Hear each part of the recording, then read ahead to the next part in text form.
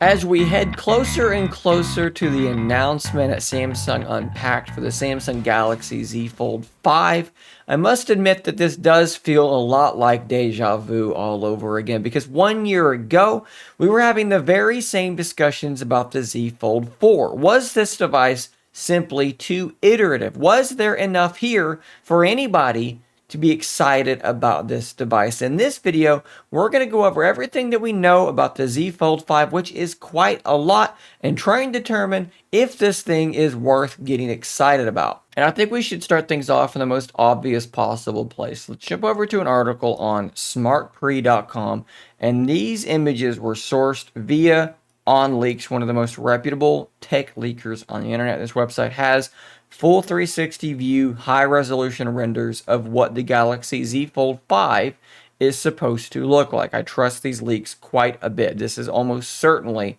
like very, very, very, very close to what the Z Fold 5 is indeed going to look like. And as we go through them, something should be very obvious to you, and that is that it looks very, very similar to the Galaxy Z Fold 4, but there are a few differences that we can pick out here. So we look at this image here and zoom in, we can see that the LED flash has moved from just below the bottom camera to up here next to the camera bump. The camera bump itself has gotten slightly smaller, but overall is staying very, very similar. Now, it does appear that both displays are effectively identical to how they were before. The size, the shape, the aspect ratio, a lot of the specs about the screens are probably not changing in any significant way. This image, though, shows where the big change has happened, and it is with the style of hinge being used. This new hinge will allow the device to fold totally flat, as you can see here, and that's going to make this thing a ton thinner in your pocket or in your hand while being used. The current Z Fold 4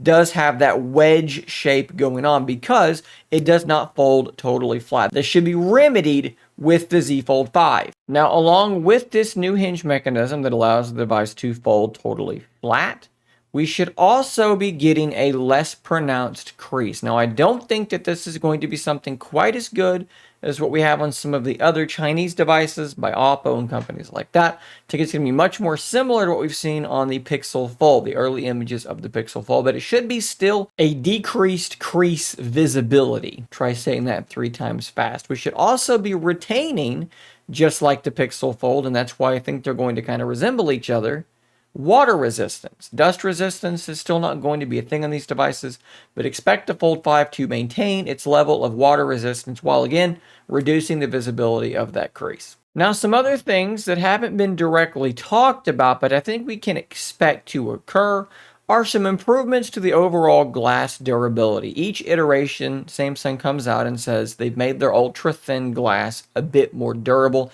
I expect that to be happening as well. But another place where we actually do have some really good information is with the actual dimensions of the device. This was tweeted by Ice Universe back on April 25th. And of course, I had to go in and translate this into English so that we knew exactly what we were talking about.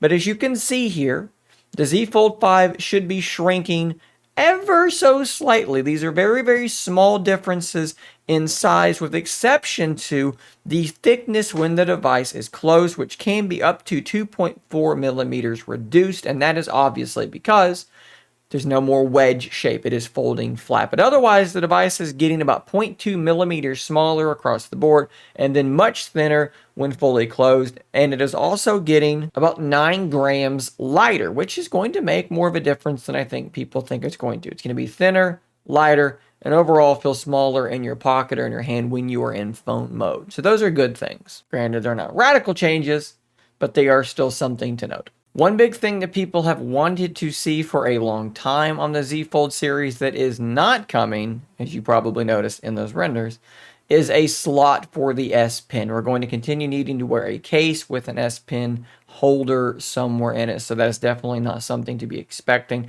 In terms of other things, though, that will be internal to the Z Fold 5, I think we're going to see a pretty decent improvement here. So we're going to be getting the Snapdragon 8 Gen 2, and it's going to be the Snapdragon 8 Gen 2 for Galaxy, which is what we have inside the S23 Ultra.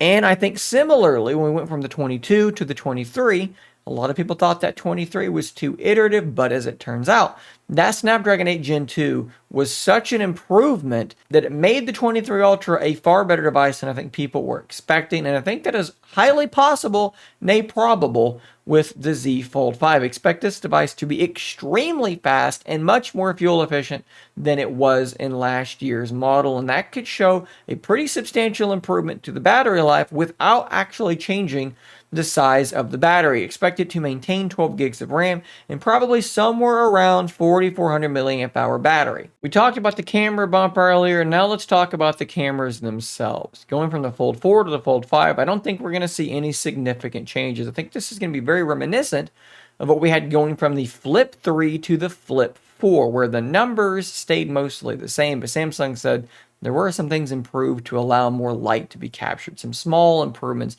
but nothing super substantial. We should still be using the very same ISOCELL GN3 50 megapixel sensor for the primary camera, a 10 megapixel 3x telephoto, as well as that same 12 megapixel ultra wide camera. That being said, there should be improvements to the under-display camera there on the inner screen of the Z Fold 5. Of course, with the Fold 4, it really didn't get a whole lot better. Hopefully, they can improve things a little bit more than they have in the past, because it is still pretty potato quality if you ask me. Now, I don't think that this is necessarily a terrible thing, though, because the Fold 4 camera is pretty good. And in a vacuum, the Fold 5 cameras will also be pretty darn solid. The biggest problem here is that it's not in a vacuum and that the Pixel Fold will be out for a couple of months by the time the Z Fold 5 has hit the market. Something we've been missing the entire time with foldables in America is competition, and the Fold finally is going to have some, and it's not just some competition from a nobody. It's coming from a Pixel brand. It's coming from a Pixel phone, and that camera is going to be good. On paper, the telephoto camera on the Pixel Fold should absolutely trash the Z Fold. The Z Fold has a hardware advantage perhaps on the other two sensors, but pixel processing means it's probably going to have the better output overall. Should all be very, very interesting to see. I don't think the Fold 5 is going to be a slouch. I think it's going to do just fine, but not a whole lot changing, and new competition finally stepped up. So where does that leave us? Obviously, there's a lot staying the same with the Z Fold 5. To me, it comes down to two things that are changing. And if these two things are important to you, the Z Fold 5 should be exciting. If they're not important to you, you're going to see this as an iterative release that isn't worth paying a whole lot of attention to. One is that new hinge. The fact that we're getting a diminished crease is cool. Not a huge deal to me, but number two, the big one, is the fact that this thing is thinner, lighter, and folds totally flat. That is a huge deal, especially now that the Pixel Fold exists, which is even thinner than the Fold 5 is, and of course, folds totally flat. The Z Fold has no choice but to do this, because next to the Pixel Fold, it was going to look very archaic with that wedge shape and that additional thickness. This is a really big deal. The other thing is the change to the Snapdragon 8 Gen 2 for Galaxy. I think this is going to have a more substantial impact on the device's performance and battery life than anyone is actually talking about, and I'm basing this once again on the S23 Ultra. People across the board were shocked at the improvements with that device because of that system on a chip, and the Fold 5 is going to be getting it too. Those are the reasons to be excited about the Z Fold 5. And again, if that doesn't get you excited, then this device is likely not going to get you excited. So guys, there you go. That's pretty much everything we know at the moment about the Galaxy Z Fold 5. The Galaxy Unpacked event to unveil it should be happening a bit earlier than usual at the end of July, with the devices shipping shortly thereafter. You're going to want to be subscribed to this channel for more news and coverage just like this. I will see you on the next one, and until next time, stay nerdy, my friend.